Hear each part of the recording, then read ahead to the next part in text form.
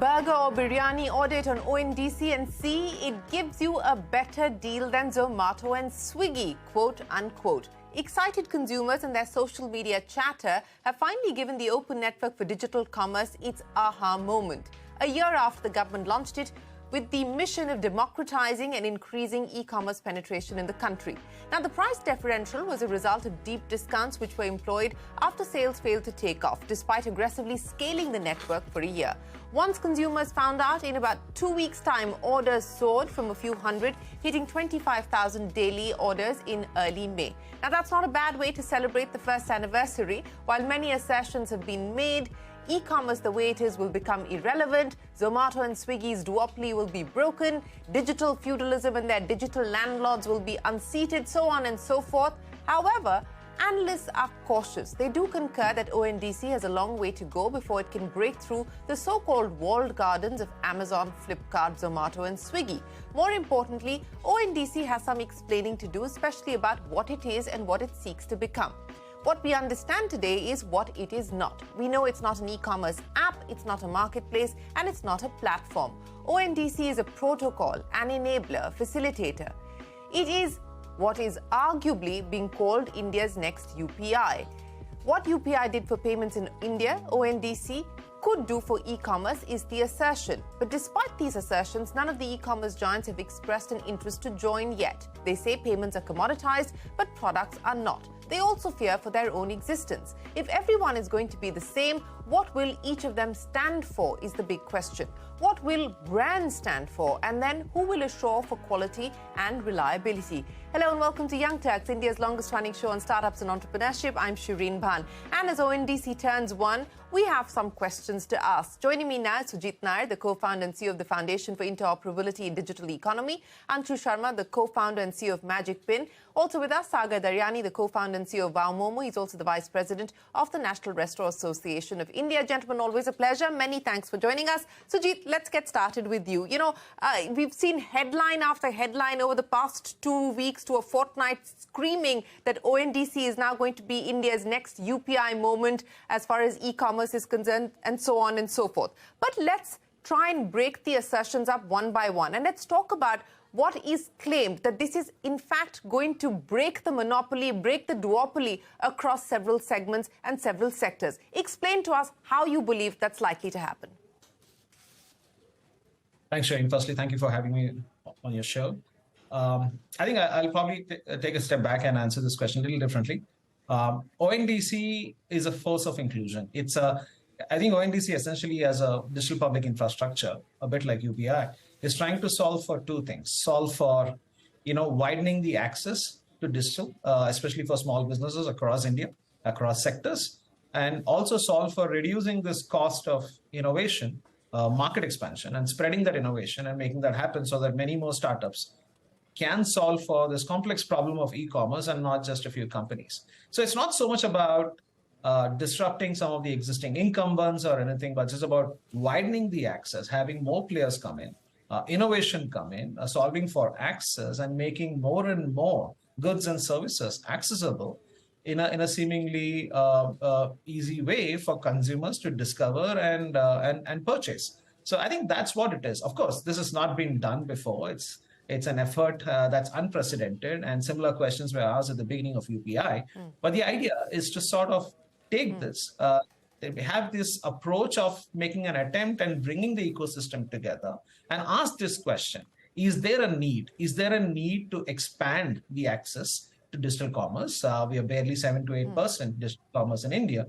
How do we expand that? Yeah. How do we solve that? Is just few companies solving for it, or should we have more innovators, market players?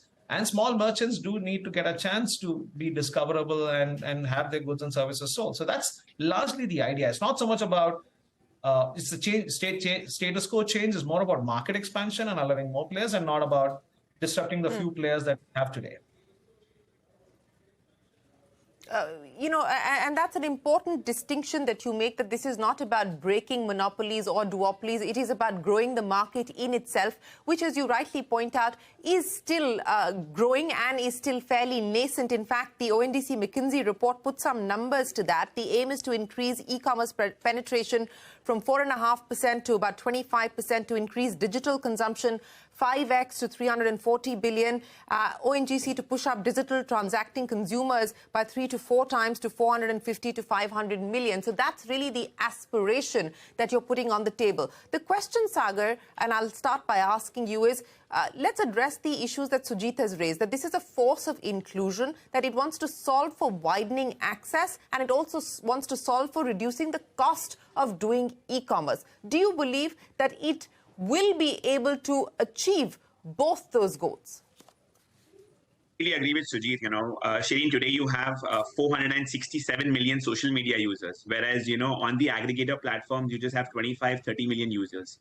So I think ONDC can go a long way in increasing the user base when it comes to people coming and doing digital ordering. Coming to cost, Shereen, we are in a very, we are in an ecosystem where the restaurateur is being charged high commissions. They are not happy. The customer is being charged surge delivery charges from 25 rupees to 40 rupees. They are definitely not happy. We have the P&L results for the aggregators. They are not making money. Definitely they're not happy. And their investors are also not happy. So we are in an environment or an ecosystem where no one is happy, right?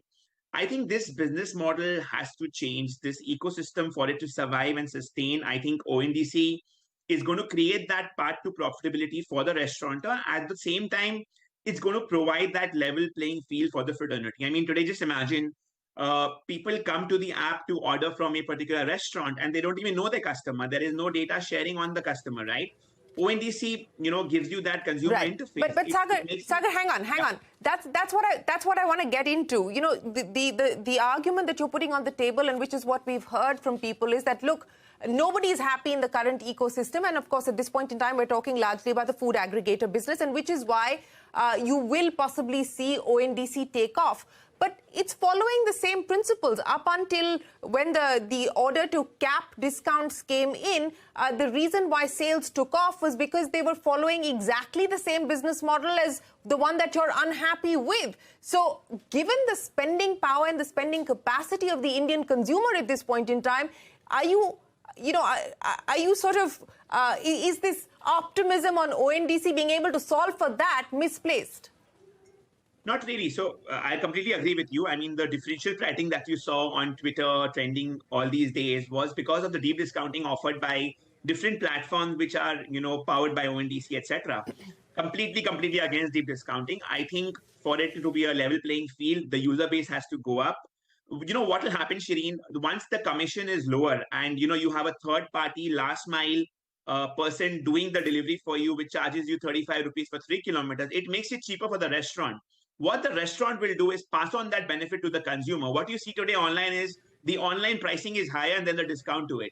You will see that nullifying. And I think that is where we need to get to. So completely off and against deep discounting. I think what we saw was definitely more of a traction of deep discounting, and completely agree with you that we are not for it. We are here and we are supporting ONDC to create that disruption.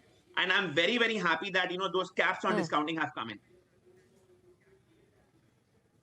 Okay, so let's address this issue. Let me get a view in from Magicpin, because in many ways, Anshoo, you're being called the silent winner on ONDC, and that's because you've actually seen your daily orders jump from 1,000 to 10,000 by early May. So let me understand from you, through your own experience, of why you believe this is going to work. Sure, and thank you so much for having me here, Shereen. Let me also just quickly do a Magicpin plug. We are a hyper-local platform that brings your local market on the phone of the user. We are a super app that lets you save across fashion, food, electronics, beauty, entertainment. And when ONDC proposition became something that we understood, we said this is the same agenda, of course, at a much larger scale. So we immediately got on to that idea that over the years, we've built the capability to identify local merchants, get them onboarded, catalog them, build an order management system, build integration with third-party logistics, track the order, ensure that the order with support is delivered to the consumer. And what we saw as the opportunity is that if we could plug in our 2 lakh merchants onto the network over a period, and they get a lot more distribution than what we were getting just on our app, that's a win-win for everyone. And I'll go back to the point that you brought up, and all very rightly so, that if the same seller now, instead of 2 platforms, can access maybe 20 more big platforms, like that's a big win. The cost of doing business for the merchant goes down. Sagar gave the example of the logistics company, but just the marketing spend, that goes down. The consumer sees more options from local at many more places, and that is a win-win for the whole ecosystem. The piece which is a challenging piece is that unlike a single platform doing the orders on itself, here the order hops across multiple platforms. Let's say from PhonePe or Paytm, it goes to ONDC, comes to us, goes to a third-party logistics, and then is stitched back all the way. But as with any industry, there is maturity that's coming in. When Flipkart, Amazon started in the country, they built their own logistics. Now, no D2C brand which is starting off needs to do that. They can just get started with a website, and the rest of the stuff is taken care of. I think the hyperlocal industry is going to go down that same path. And what we saw, in fact, not just 10,000, the next week we did 20,000 orders on the network. We could do that because the rails are getting established. How many are you doing this week? Anshoo, how many did you do this week? Oh, so let me come back to what you're trying to understand. The discounts going away did not take the volumes away to that extent. We saw the tapering down of the volume, but it's not that it went away. And let me connect that back to, while Sagar said discounts are bad, but not really. You need to establish consumer behavior. We don't want to build one more of that same behavior. But what is happening now is user behavior is established, merchant behavior is established. The new platform that's going to get built will get built a lot faster, much less investment in building the network, really zero fixed cost. Paytm, when it's doing an order on Magicpin, doesn't need to build all of the work that we've done. They can just send the order to us, right? We'll do the delivery. Similarly, if we are thinking about ourselves, we don't need to invest in customer acquisition because Paytm's already done that, right? I think that creates a big opportunity. And it kind of, going back to Sujith's point first, right? It is enabling the market to become much larger. Of course, the cost of doing business goes down, which might impact margin, but then pricing comes in and the market expands itself. And I think that's the important point to focus on. And I think if what I'm hearing from the three of you is that if the pizza itself is going to be bigger, then the slice for every individual operating on that is likely to be bigger as well. And that's what the hope or the bet is at this point in time. But Sujith, let's come back and talk about some of the complexities, because Anshoo rightly pointed out that he could service the going from 1,000 to 10,000 to 20,000. He didn't give us a number of what he currently is at, because he does have the back end in place at this point in time. He already has worked and solved for that issue. But, some of the new players that you're talking about, if the idea really is of democratization, how do you solve for that? How do you solve for the reliability? How do you solve for the quality aspects as well? I think for a new player to come in on ONDC and do it at scale, let's say how Anshoo's Magicpin is doing already, I think firstly, they have to get a basic tech in place, and joining onto ONDC from a tech point of view is a very additional little effort that it takes, because it's a very lightweight protocol in terms of an engineering effort. But I think some of the things that they can do is to sort of have a way to establish trust for the items in the catalog, for the sellers they're offering, and to enable that as much as they can do that from ground zero, like any new platform would. What ONDC is enabling is on top of that, ONDC is offering its own trust infrastructure.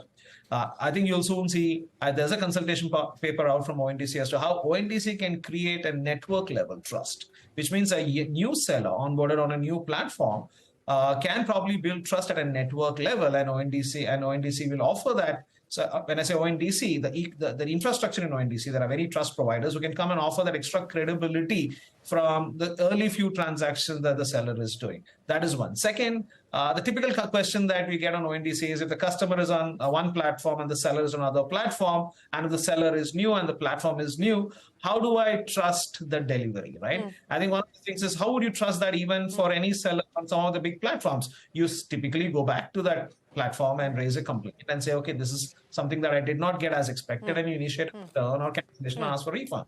The same thing works on ONDC, and ONDC as a protocol solves for that in a decentralized way. There is structure. It solves for that. It does solve for that. Although it's a multi-platform, multi-party structure, it still does answer that, which means a new platform can leverage and harness that infrastructure on ONDC without having to prove all by itself. And this also is a reduction of cost of doing business, reducing friction and enhancing trust. And ONDC gives that additional shot in the arm for a new platform to get going on ONDC. Okay, Sagar, and I guess a lot of what we're hearing from Sujith is going to be tested, and it will be tested in real time as we see this being built out. But what I want to understand from you, and this is something that Vidit Atre of Meesho raised, which I think is an important one, that look, a lot is being said, and I think you opened with that as well, that this could potentially be the UPI moment as far as e-commerce is concerned.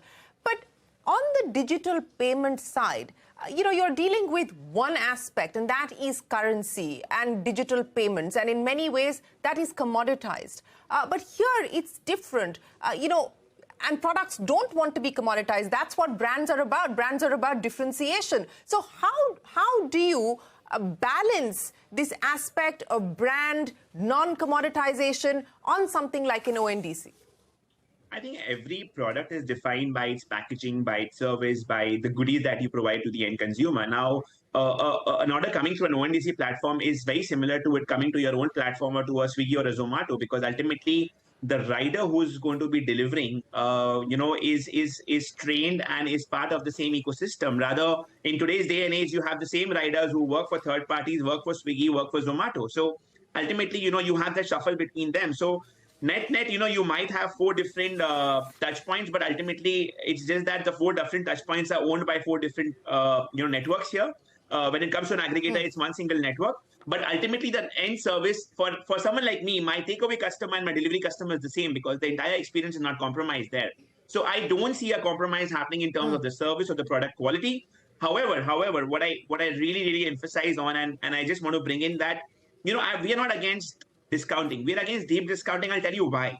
Aggregators came in years ago. Deep discounting continues to be there. You don't want consumers to be deal seekers. The minute that starts happening, there is the loyalty towards brand building, diminishes. And then the end goal of a brand existing is more of discounts and deals. And you don't want your service to be ruled by deals. That is where I'm coming from. No, I agree with you. And I think in an era where easy money is hard to get by, I think everyone is now moving towards putting together a business model that is not dependent on deep discounting, because no one's going to pick up the tab or the check any longer, or at least not the way that they were used to. But Anshoo, let's address some of the challenges down the road. And what many argue is that, look, for this to have any kind of a meaningful impact, ONDC is going to have to scale up very significantly. And the question is, what could that inflection point be? Is it the next 3 years? Is it the next 5 years? Could it be sooner or not? And for somebody like you, because I would imagine that that's what you're hoping for as well, what do you see as the big challenges now that you have decided to onboard ONDC? Yeah, I think Sagar also referred to it. The experience to the consumer needs to be high quality. And there are distinct platforms which are coming together. They are all very good at what they do, but they need to interoperate with each other. To that extent, one of the things that we could do when Paytm was getting onboarded is provide our technology stack, where when an ONDC order is being generated, the browse, the search, that can be powered by Magicpin. And that made it a very seamless experience for someone who's not a food delivery specialist to become a food delivery specialist, right? Such that the user feels they are in a similar space versus when they are ordering on a specialized app. Customer service, how is it that we can handhold the customer across all of these platforms and still provide the same experience? The good news about all of these challenges is that they're solvable. Over a period, a lot of this infrastructure, to Sujith's point, will keep getting commoditized. There should not, and going back to the question you had asked before this, the value should not be in the railroads that are getting built. The value should be in the product itself, which in this case is, let's say, the momos being built by Momos, right? That's where the flavor should come in. Everything else should become more and more straightforward. And what that does, it then creates that field that someone can launch something on the buyer side with more innovation or the seller side. So I believe if we are able to continue to provide a high quality experience because the consumer would not dilute on that, then that is the most important piece that we take care of. And the inflection point in my mind is not years. I think it should happen a lot sooner. I'd say the next milestone should be, let's get to 100,000 orders and not just one category, across categories. There's work being done all around. And as that happens, you would find the number of participants who are keen to come here. Right now, everyone was taken by surprise, including I'd say by myself that, oh, this can happen. But now that we know this can happen, there is just so much energy going into it that it should become a success and a lot sooner than what we might expect. Okay, Sujith, let me get you to weigh in on that. One, of course, at this point in time, the expectation is that the discounts will be phased out come the 31st of May. At least that is the stated position at this point in time. We will have to wait to see if that is what transpires. But in terms of the user experience that Anshoo was talking about, removing any kind of pain points of friction on issues like interoperability, etc. Again, something that we heard both from Anshoo as well as Sagar. It will require investments. It will require a further build out as far as infrastructure is concerned. Where does the money come from? What should we expect in terms of the next milestones from here on? Shereen, so when we talk about solving for experience, sort of getting, this whole delayed or deferred gratification that sometimes happen on an interoperable multi-platform transaction, I don't think the investment to solve for that is as high because I think the heavy lifting is not done by one company. You're essentially redistributing the risk and cost across multiple platforms. That's how we should look at it. It's a network where one person is solving for one thing, somebody else is solving for the other. And in this redistribution, what will also happen is that there will be new young tech startups, people who are good at algorithms to smoothen search, algorithms to have a fast integration with ONDC.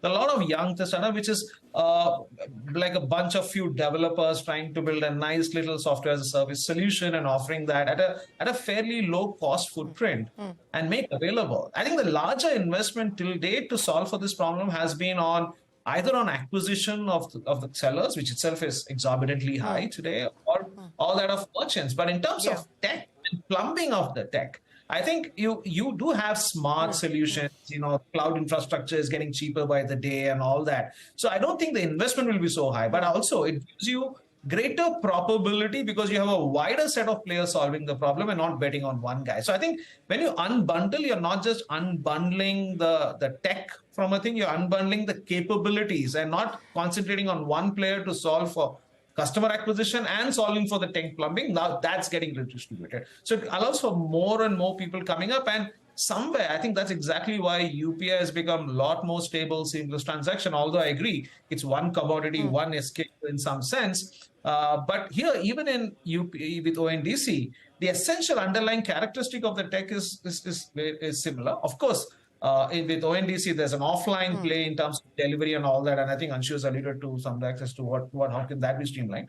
But in terms of tech and cost itself, I don't think it's going to be much. And we are not standardizing everything into one sort of a commodity. Every SKU, every product is different. I mean, a Momo is very different from, let's say, how you want to order biryani and how you want to review a biryani product before you place an order. But the fact is it brings all of them together on a common rail. And that's important. Having a common rail reduces the cost of anything that you're trying to make available for purchase to a customer. And that's where you'll see a lot of tech innovations opening up, mushrooming up to solve for certain pieces of the puzzle, which are sort of like the seeming friction when you come to a multi-party transaction today. A fair point that it's often not the tech plumbing, as you called it, that requires the deep pockets. But as we've seen, at least in the case of e-commerce specifically, it's the customer acquisition that's taken a bulk or a chunk of the dollars, and that's well put. But, to your point, and I found that phrase very interesting, there's a redistribution of risk and cost. So, Sagar, let me address this issue with you. What do you believe could possibly be the weak link in this redistribution of risk and cost? Because as Sujith is pointing out, you need the ecosystem to come together and work together in a much more collaborative way to ensure that this does work. What do you see as the weak link?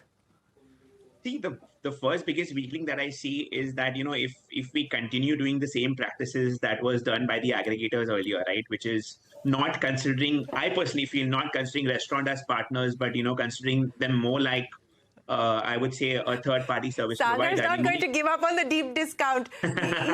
Clearly, you've been scarred by the deep discounts.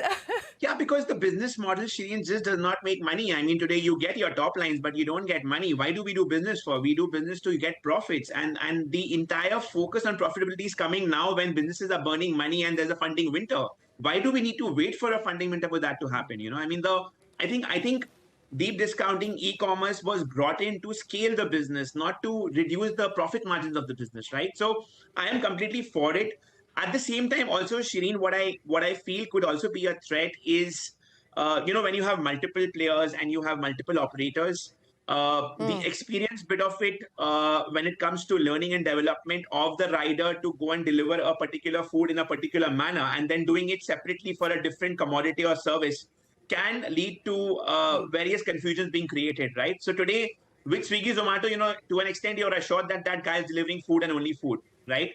With the ONDC network and with these third-party service providers, they would deliver food and they would deliver X, Y, Z, right? So I think the learning and development of these riders needs to be taken care of. And I think that has to be done by the ecosystem as a whole. It has to be owned by the restaurateur, at the same time by the service provider. I'll give you basics, In my stores, I started offering water to the riders when it's peak summer. The attitude changed, So I think everyone has to play a role for the well-being of the rider, of the restaurateur, of the service provider, of the customer to make this a success. No, I totally agree with you. And on that point, I saw a tweet being put out by Zomato about thanking customers. I think it's about 13.5 or more than that, 13,500 customers who had actually offered the rider a glass of water. And, I think we need to be mindful about how we treat the riders who are delivering this service to us as well. But Anshoo, coming back to you, and the very same question, I think Sagar raised some valid points in terms of concerns. But, what do you believe are the weak links that we need to be mindful of as we move towards scale and onboarding more players? Yeah, no, just exactly as Sagar said it. I'll just answer a little bit more on the question you asked him also in terms of the cost and risk. The piece about this network is that each one of the participants anyway do what they are doing, and what the network is able to do, whether it's demand side app, a logistics provider, or let's say a seller app like us, it's good for us, and we're not doing anything new if we get more volumes on the business. Like the user acquisition problem you spoke of, for example, buyer apps, large buyer apps have users, they don't need to acquire them again. They just need to get trials done, and for which they might use incentives initially. So in a way, there are economies of scale here. The bigger the network, the more it's valuable to the participants. And that's where it becomes important for each of the participants to build trust and help each other out, such that the end consumer experience does not have issues. So I'll come back to that same point and say that how do we first start by making sure that we are not just doing our own bit, like Sagar said, right? Like, let's enable that rider. Let's understand how the assortment on the catalog is similar. Let's make sure that the ordering experience on the end buyer app is enabled in the same way as the users would like. So everyone, all the participants would have to kind of look towards each other and say, okay, I am responsible for even that piece, which I am not doing. Let me extend support for that. Let me extend advice, right? And that way, ONDC is doing a good job of getting people together. And as that starts to happen, there is there is value for everyone for the network to become big. I think at scale, right? Some scale, I don't know, whatever that is, 100,000, 200,000, it becomes self-perpetuating. Getting it to that point is what will require this trust, collaboration, and people going out of their way to say that I will make sure that this network gets built. Right. So, to be able to get to that inflection point that Anshoo and Sagar were talking about, what are the next steps, Sujith? I mean, PhonePe, for instance, has built PIN code. Axis Bank, we understand, is building a separate app for ONDC. What do you see as the next steps in being able to get to that inflection point? And straightforward question, Mr. Koshi, of course, has several times spoken about what he believes ONDC could potentially do and the kind of disruption that it can create in the marketplace. But do you really believe, and I'm quoting him, he believes that e-commerce as it is practiced today will become irrelevant. Do you really believe that to be the case? I'm sure there is more context to what Koshi said, and probably Koshi can clarify that by himself. But I think the way I see it is fairly straightforward. I think there is a need for solving for some real systemic risk in the current model of e-commerce. The fact that, it's not that e-commerce has been happening just in the recent years. It's been there for well over a decade and a half in India, and yet we are looking at fairly lesser side of the population trying to use e-commerce, and especially in the urban areas and in a few select categories. My sense is, I think there are a whole lot of categories and sectors that needs to have the benefit of being participating in digital economy and participating in a digital commerce play. And second is to deepen the access and penetration. And we all went through the pandemic. It's kind of very odd that that in your neighborhood there are probably 5 to 20 kirana stores around you. They don't know what you're looking for, and you don't know whether they have what you're looking for. And there's just no way to figure out which platform or they are online for me to even place an order. So there is that sort of challenge that we need to deal with across the country, across categories. And I think I therefore believe that solving for reducing friction for that access and making every sort of a category, whether it's in retail or mobility or travel or tourism or agriculture or rural commerce, getting artisans to find a wider market beyond their immediate sort of local markets. I think these are all things that are necessary to be done. And ONDC as an infrastructure is essentially solving that and letting the market and the startups and the bright minds to come and build the innovation on top of it to solve for it by offering value, whether it's on the experience side or whether it's on trust, reliable delivery of goods, whether within the city or across the cities. All of that with market participation coming in, I think ONDC definitely is the answer. And to your previous point about what will bring scale and what will be the takeoff velocity that we are looking at on ONDC, I think my sense is you can see that numbers differently for different categories. For example, mobility, we are already seeing some instances of that taking off with Namayatri to some extent. And that's because it's a very high daily requirement, daily commute need, and everybody needs mobility, and places like that, we desperately need that. So I think the momentum would be different on different sectors. Kirana is a hard problem. Right. So we have to admire the efforts of ONDC to take Kirana, which is one of probably the toughest categories to pick, and go with that, and restaurants for that matter. But you will see different traction in different things, and we'll have to work on this constantly. I mean, we can all hazard a guess of what would be that number to take off, but I think there will be an ONDC kind of a play that will happen that will teach us what should be the numbers we should look for beyond a point. Yeah. Over to you, Shereen. Sujith, Sagar, and Anshoo, I would have liked to continue this conversation, but my producer is telling me we're already well over our time. But we'll bring the three of you back again, and hopefully, more who've been onboarded on ONDC to share their experiences and talk about this playbook that is in the process of its evolution. Sujith, Sagar, Anshoo, many thanks for joining us here on this special episode of Young Turks. We will take a break. There's a lot more coming up. Don't go anywhere. We're back in a minute with more.